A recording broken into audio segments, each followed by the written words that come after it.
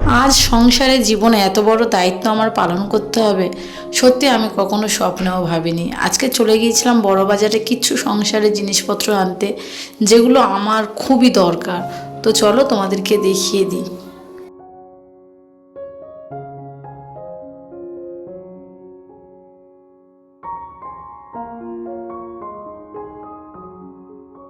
আসসালামু আলাইকুম, কেমন আছো সকলে? আই হোপ তোমরা সকলে অনেক ভালো আছো। আলহামদুলিল্লাহ, আমিও খুবই ভালো আছি। আজকে চলে গেছিলাম বড় বাজারে, কারণ হচ্ছে আমার সংসারে কিছু জিনিসপত্র কিনতে হবে, আর হচ্ছে সঙ্গে ভাইয়ের বিয়ের জন্য কিছু কিনতে হবে। তো চলো তোমাদেরকে সব কিছু শেয়ার করব। এই যে কিছু কি কি নিয়েছি এটা কিন্তু নেক্সট ভিডিওতে তোমাদেরকে দেখাবো। আর এই যে দেখো আমি ফুল নিচ্ছি। দাদাভাইটা যখন আমি ভিডিও শ্যুট করছিলাম, দাদাভাই তখন আমাকে জিজ্ঞাসা করছিল তোমার কি ইউটিউব চ্যানেল আছে? তখন আমি বললাম যে হ্যাঁ, আমার ইউটিউব চ্যানেল আছে। তো দাদাভাই আমার চ্যানেলটা সার্চ করে দেখলো। যখন দেখেছি যে আমার চ্যানেলের মধ্যে অ্যাড দিচ্ছে, তো দাদাভাই এত খুশি, দাদাভাই এত জোরে চেঁচিয়ে উঠেছে। আর তোমাদেরকে কি বলবো যে এত বড় একটা আমি উনি শুধু একটাই কথাই বলছে যে এত বড় ইউটিউবার আমার দোকানে আসবে, কখনো আমি স্বপ্নে ভাবিনি।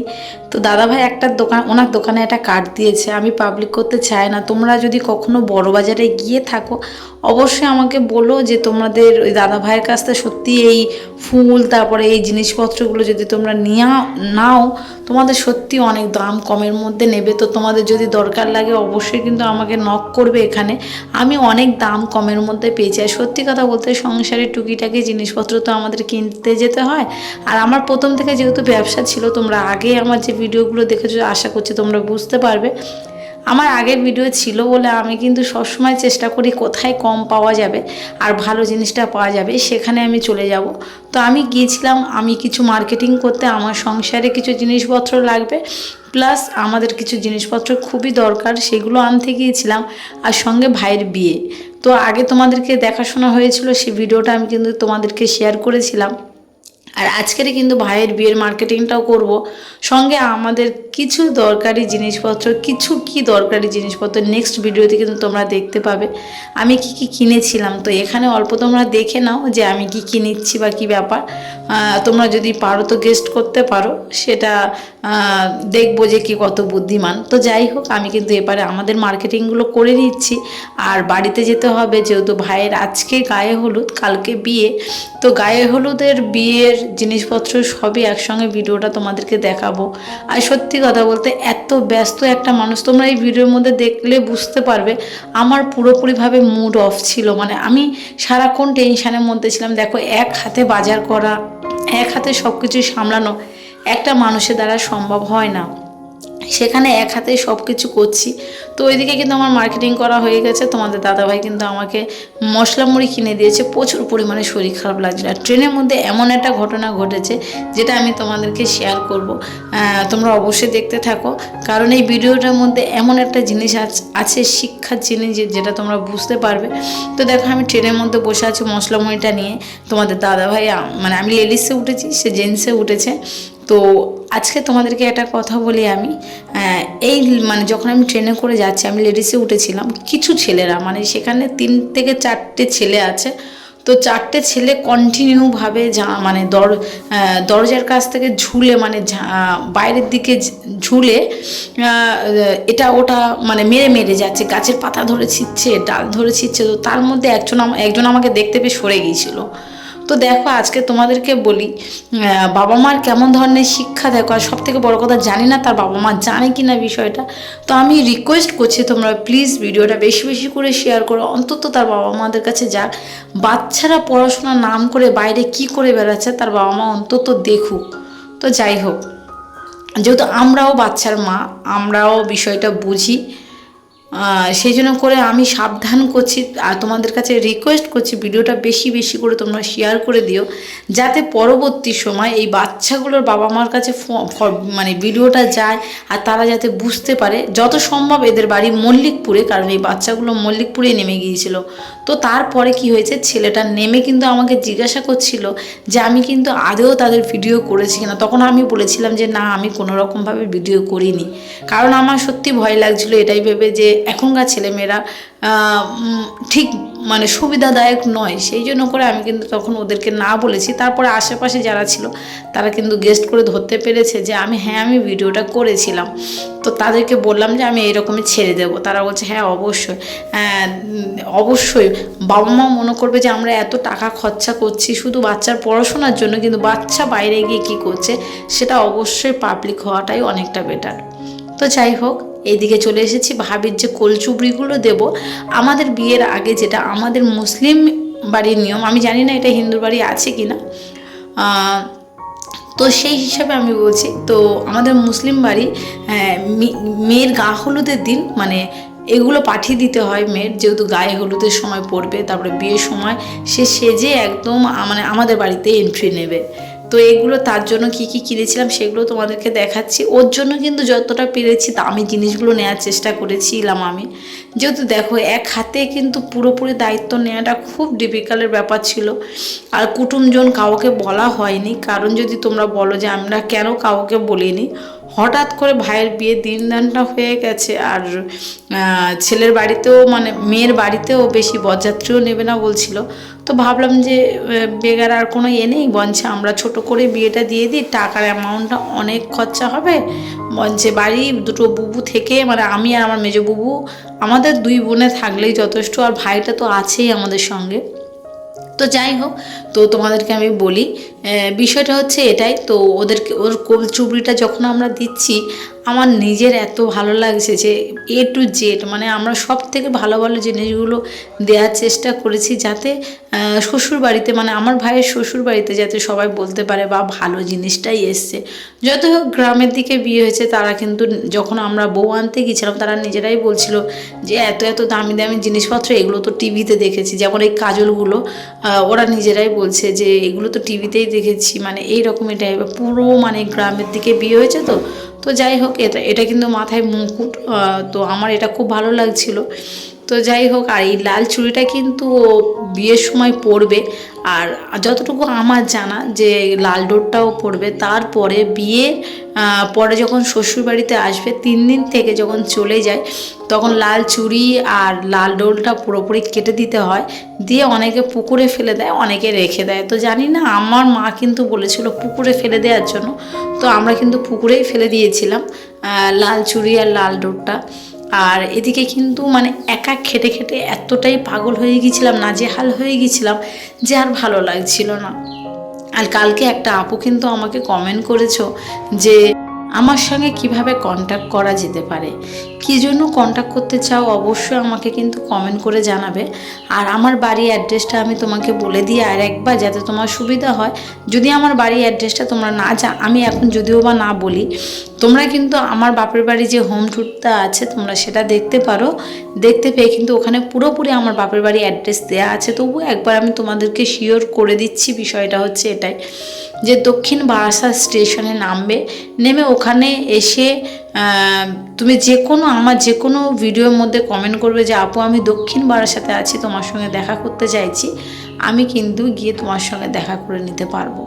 তো যাই হোক, দক্ষিণ বারাসাতে কাছাকাছি আমি একদম থাকি। তো তোমরা যে আমাকে কমেন্টটা করেছো, তো তুমি পারলে একবার কি কারণে বা কী ব্যাপার তুমি আমার সঙ্গে কন্ট্যাক্ট করতে চাইছো অবশ্যই কিন্তু আমার এই ভিডিওর মধ্যে বলো। তো যাই হোক, এই জিনিসগুলো দেখানো হয়ে গেল, আর সঙ্গে রুমালও দিতে হয়। অনেক বড় একটা দায়িত্ব, অনেক বড় একটা কর্তব্য। ছোট ভাইয়ের বিয়ে হয়ে গেছে অনেক দিন আগে, কিন্তু বিষয়টা অতটা জানতাম না। আর সব থেকে বড় কথা হচ্ছে এটা মার্কেটিং বিষয়গুলো আমি ভালো জানি বলে সবসময়ের জন্য বড় বুবু, মেজো বুবু, তারপরে আমার আব্বা মা সবসময় আমাকেই বলে যে তুই এই দায়িত্বগুলো তুই নে। কারণ কি বলো তো, ওরা না বাইরে ঘাটে যায় জিনিসপত্র কেনে, কিন্তু আমি পাইকারি জায়গায় গিয়ে আমার সব রকমভাবে চর্চা হয়ে গেছে বলে সবাই সবসময়ের জন্য আমাকে বলে তুই এই দায়িত্বগুলো নিস, তাহলে ভালো হবে। আর সত্যি কথা বলতে মেজো বুবুর কোলে তো ছোট্ট বাচ্চা, সেই জন্য করে মেজো বুবুর মানে সময় হয়ে ওঠে না, বাচ্চাকে সামলাবে না নিজে সামলাবে। তো যাই হোক, ওই যে কানেহারের সেটটা প্রথমে দেখালাম ওটা কিন্তু সিরিনের জন্য, আর এটা হচ্ছে আমার জন্য, আমি বিয়েবাড়ি পরবো বলে। তো যাই হোক, এটা এটা কিন্তু ছোটোবাবুর জন্য, আরও একটা চুড়ি আছে যেটা হচ্ছে শিরিনের জন্য। আমরা বিয়েবাড়ি কী কী পরে যাব সেইগুলোও কিনে নিয়ে চলে এসেছি। আর এটা হচ্ছে ছোটোবাবুর গলার হার। তো যাই হোক, সত্যি কথা বলতে এতটা ক্লান্ত, এতটা পরিশ্রম হচ্ছিল, আর তোমাদেরকে কি বলবো। আর আমার জন্য 2 রকম সিটিগোল্ডে বালা নিয়েছি। আর বড়বাজারে সব থেকে বড় কথা হচ্ছে বড়বাজারে প্রতিটা জিনিসের দাম কম। আরও তোমাদেরকে বলি, যে জায়গা থেকে আমি ফুল গাছগুলো নিয়েছি কিংবা জিনিসপত্র যা যা কিনেছি, তোমরা যদি চাও তো আমার মেসেঞ্জারে বলছি, সরি, আমার এখানে কমেন্ট করে অবশ্যই জানাবে।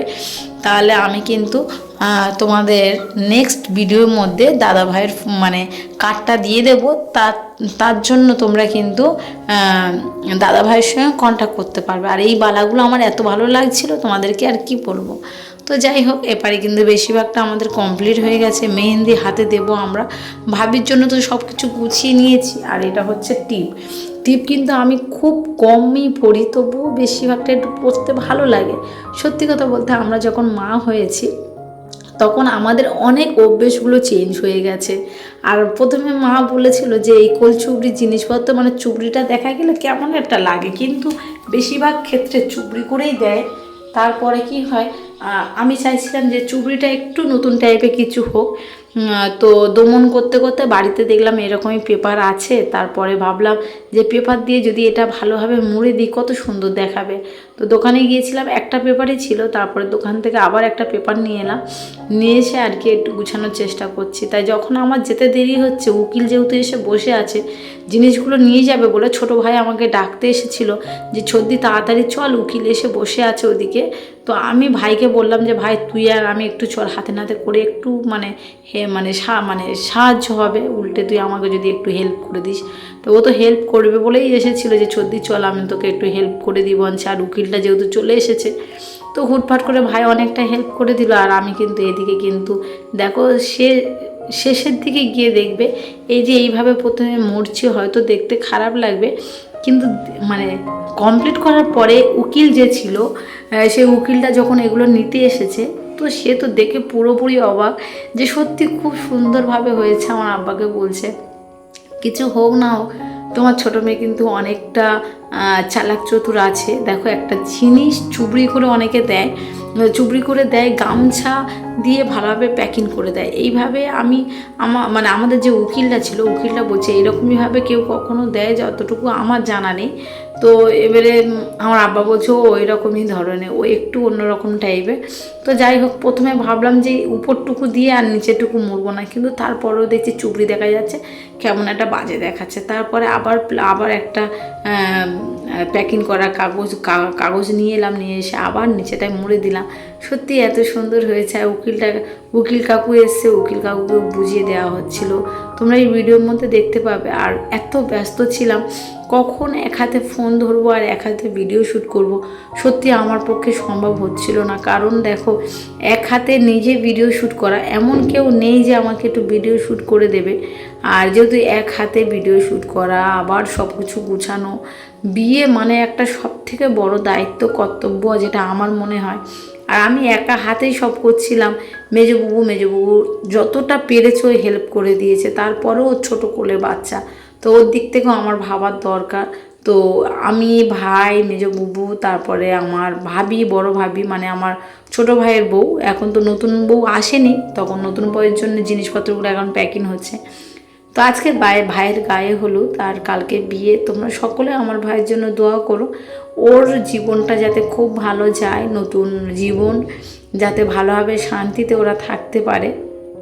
ওদের মধ্যে ভালোবাসা, নতুন যেহেতু দুজনকে চিনবে, যাতে ওদের মধ্যে গভীর ভালোবাসা থাকতে পারে, কেউ কাউকে যাতে না আঘাত করতে পারে।